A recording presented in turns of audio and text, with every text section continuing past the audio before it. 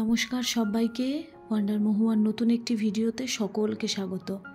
আজকে রবিবার, আর আজকের ব্লগটা আমি আমার ঠাকুর পুজো দিয়ে শুরু করলাম। আমার প্রত্যেক দিনের সকালের গুরুত্বপূর্ণ কাজ এবং সবথেকে দায়িত্ববান কাজ হলো আমার পুজো দেওয়া। তো আমি আজকে আমার তুলসী মঞ্চটাকে একটু ধুয়ে দিলাম। প্রত্যেক দিনই ধুয়ে দিই, কিন্তু আপনাদের সঙ্গে শেয়ার করা হয় না। তো আজকে আমি তুলসী মঞ্চটাকে একটু ভালো করে ধুয়ে নিচ্ছি। ধুলোর জন্য যেহেতু সাদা রং, তো তাই বাইরেটা খুব নোংরা হয়ে যায়। চলুন এখন আমি আমার পুজোটা সেরে নিই। এই প্রত্যেক দিন সকালবেলা যখন পুজোটা হয়ে যায়, তখন মনে প্রাণে আলাদাই একটা শান্তি পাওয়া যায়, আর মনে হয় অনেক বড় কাজ যেন আজকে একটা সেরে ফেললাম। সারা দিনের একটা অনেক বড় টেনশন থেকে বা অনেক বড় চিন্তার একটা বিষয় থেকে মুক্তি পাওয়া যায়। আমার আজকের এই ভিডিওটাতে আমার গলার আওয়াজটা নিয়ে হয়তো অনেক রকমের প্রবলেম হতে পারে, বা আপনাদের হয়তো শুনতে একটু সমস্যা হতে পারে। তার জন্য আমি আগের থাকতেই ক্ষমা প্রার্থী। এই কটা দিন বিয়েবাড়ি নিয়ে এতটাই ব্যস্ত ছিলাম যে নিজের শরীরের প্রতি এতটুকু খেয়াল রাখতে পারিনি। অফুরন্ত আইসক্রিম, অফুরন্ত কোল্ড ড্রিঙ্কস মনের সুখে খেয়ে গেছি, তাই গলার অবস্থাটা অনেকটাই খারাপ। যাই হোক, আমি গতকাল রাতে একটু বাতাসা ভিজিয়ে রেখেছিলাম, সেইটারই জল এখন খেয়ে নিলাম। আর আজকে সকালবেলায় কফি আর এক বাটি মুড়ি খেয়েছিলাম। তাই আজকে আমি আর ব্রেকফাস্ট করব না, তাছাড়া আমার ভালোও লাগছে না ব্রেকফাস্ট করতে। ঘরের আর যে দুজন সদস্য আছে তাদের ব্রেকফাস্ট করা হয়ে গেছে, আর যে কটা বাসন ছিল ব্রেকফাস্টের সে কটা ধুয়েও নিলাম, মানে ওই বলা যায় বেসিনটাকে খালি করে নিলাম। আজকে আমি বিরিয়ানি বানাবো, তো তার জন্য আমি চালটাকে ভালো করে ধুয়ে ওই 15 থেকে 20 মিনিটের মতন ভিজিয়ে রেখে দিলাম। আজকে অনেক দিন পর একটু পরিপাটি করে ঘরের কাজগুলোও করব বা করলাম, আর তার সাথে সাথে রান্নাটাও করব। এ কদিন বিয়েবাড়ি নিয়ে প্রচণ্ড ব্যস্ত ছিলাম, না ঘরের কাজ ঠিকমতো করতে পেরেছি, আর রান্নাবান্না তো বলতে গেলে কদিন ঘরে বন্ধই ছিল। বিয়েবাড়ি ধরুন আমাদের কেটে গেছে বুধবার, তারপরেও ঘরে সেরকমভাবে কিছুই রান্না করিনি, কারণ অজয় কদিন ধরে ঘরে খাচ্ছেই না। ওর প্রচণ্ড কাজের চাপ, ও সেই সকালে বেরোচ্ছে আর বাড়ি আস্তে আস্তে ওর রাত্রি 2-2:30 বেজে যাচ্ছে। তাই আর মা ছেলেতে সেরকম কিছু রান্না করে খাচ্ছি না। আজকে যেহেতু রবিবার, তাই ভাবলাম আজকে একটু ভালো মন্দ কিছু রান্না করি, একটু পরিপাটি করে রান্নাবান্না করি। যদিও রাতেও আজকে অজয় খাবে না, কিন্তু ভাবলাম দুপুরবেলাটা যখন ঘরেই আছে তাই একটু ভালো মন্দ কিছু বানাই। তবে মাছ মাংস একদম খেতে ইচ্ছে করছে না, তাই ভেজ বিরিয়ানি বানাবো, আর তার সঙ্গে বানাবো ডিম কারি। আজকে সানডে বলে ডোডো অনেকক্ষণ ঘুমিয়েছিল, তাই আমার এই ঘরের বিছানাটা আমি অনেকটা বেলাই বলতে গেলে পরিষ্কার করছি। এই সপ্তাহে একটা দিন ছুটি থাকে, তো তাই ওকে সকাল সকাল ডাকতে আমার একদম ইচ্ছে করে না। এখন স্যাটারডে করেও তো ছুটি নেই। এর আগের ভ্লগে আপনাদেরকে বলেছিলাম ওদের স্কুলে যেহেতু অ্যানুয়াল ফাংশনটা একদমই সামনে, তার জন্য জোর কদমে রিহার্সাল চলছে, তাই এখন প্রত্যেক শনিবারই ওকে স্কুল যেতে হচ্ছে। তাই এই সানডে করে ওকে আর সকাল সকাল ডাকি না। তো এখন ঘুম থেকে উঠে পড়েছে, ব্রেকফাস্টও করা হয়ে গেছে, আর এখন আমি আমার এই ঘরের বেডটা ক্লিন করে নিলাম।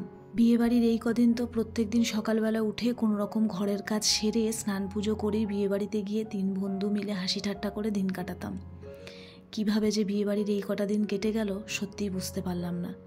আমাদের 3 বান্ধবীরই মন খুব খারাপ, জানেন। বিয়েবাড়িটার মধ্যে সত্যি আমরা খুব মজা করেছি। আজকে অজয় বেশ কয়েকটা গাঁদা গাছ এনেছে, ওই 4টে মতন, হ্যাঁ 4টেই রয়েছে। তো জানি না এটা কোথায় লাগাবে, তবে বেশ ভালো লাগছে। আমি ভাবছিলামই কয়েকটা গাঁদা গাছ হলে বেশ ভালো হতো। আর এদিকে পিটুনিয়াগুলোও কিন্তু আস্তে আস্তে বড় হচ্ছে। আমি শুধুমাত্র এখন এই পিটুনিয়াগুলোর ফুল হওয়ার অপেক্ষায় বসে আছি। রং বেরঙের ফুলগুলো হয় দেখতে এত ভালো লাগে, তবে এখনও ফুল ফুটতে বেশ কয়েকদিন সময় লাগবে। চলুন এখন রান্নাঘরে যাওয়া যাক। আজকে যে রান্নাগুলো করব তার পেছনে সময়ও অনেকটা লাগবে, সমস্ত কিছু গুছিয়ে নিয়ে রান্না করতে আজকে বেশ খানিকক্ষণ সময় লাগবে। আর এদিকের গ্যাসে কিন্তু আমি ভাতের জন্য যে জলটা সেটা বসিয়ে রেখেই গেছিলাম। এখন জলটা বেশ ভালো করে গরম হয়ে গেছে, তাতে আমি চালগুলোও দিয়ে দিলাম। আর একটা কথাও আপনাদের সঙ্গে শেয়ার করি, যেটা না বললে নয়।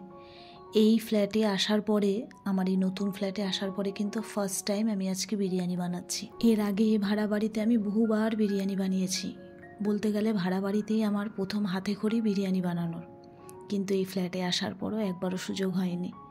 বলতে গেলে বিরিয়ানিটা প্রায়ই কিনে এনেই খাওয়া হয়। তবে আজকে আমার মনে হলো একটু বাড়িতেই বিরিয়ানি বানানো যাক, তাই আমি আজকে একটু ভেজ বিরিয়ানি বানালাম। আর এই ভেজ বিরিয়ানিতে সবজি হিসেবে আমি ব্যবহার করব বিনস, গাজর আর ফুলকপি।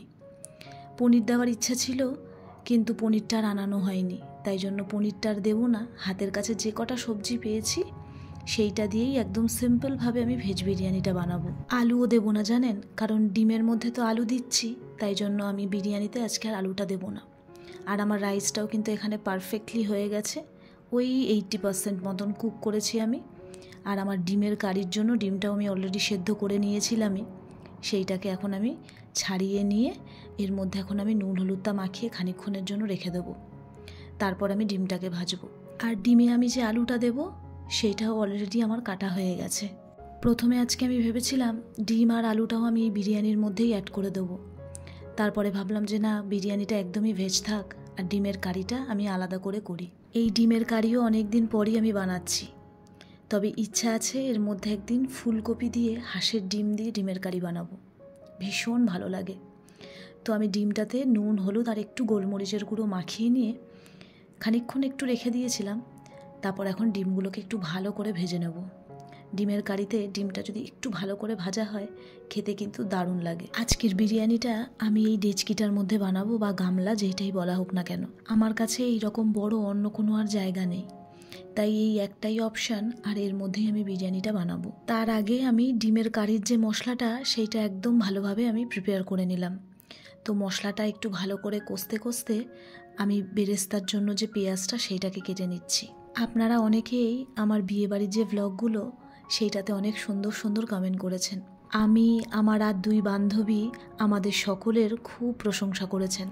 আপনাদের সকলকে অনেক অনেক ধন্যবাদ। আমি আমার বান্ধবীদেরকেও জানেন আপনাদের এই কমেন্টগুলো পড়ে শুনিয়েছি, ওরাও ভীষণ খুশি। যাই হোক, আমি এখন এখানে কিন্তু আমার বিরিয়ানির জন্য যে বেরেস্তাটা সেটা আমি এই ডেচকির মধ্যেই বসিয়ে দিয়েছি। এখানেই আমি বেরেস্তাটা ভেজে নেব। আর আমার ডিমের কারির যে মশলাটা ওটা একদম রেডি। এখন এর মধ্যে ডিমটা দিয়ে একটু জল দিয়ে দিলেই হয়ে যাবে। আর এদিকে ভেজ বিরিয়ানির জন্য যে সবজিগুলো আমি কেটেছি সেটাও মশলার সাথে কষানো হয়ে গেছে।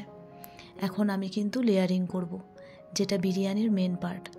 আর আমার এই বিরিয়ানির মধ্যে সবথেকে বেশি যেটা ভালো লাগে সেটা হচ্ছে এই লেয়ারিং করতে, ভীষণ ভালো লাগে আমার। তবে আজকে আমার এই বিরিয়ানিতে একটা জিনিস মিসিং, সেটা হলো টক দই।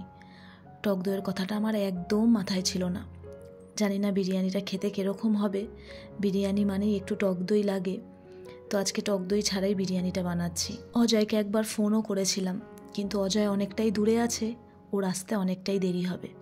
তাই ভাবলাম থাক, আজকে বিরিয়ানিটা দই ছাড়াই বানাই, দেখি খেতে কেমন হয়। আমাদের এই বিয়েবাড়িতে রিসেপশনের দিনও মাটন বিরিয়ানি হয়েছিল, তবে আমি একদম খাইনি, আমি খেতেই পারিনি। তবে আমার খাওয়া দাওয়া নিয়ে একটুও কোনো আফসোস নেই।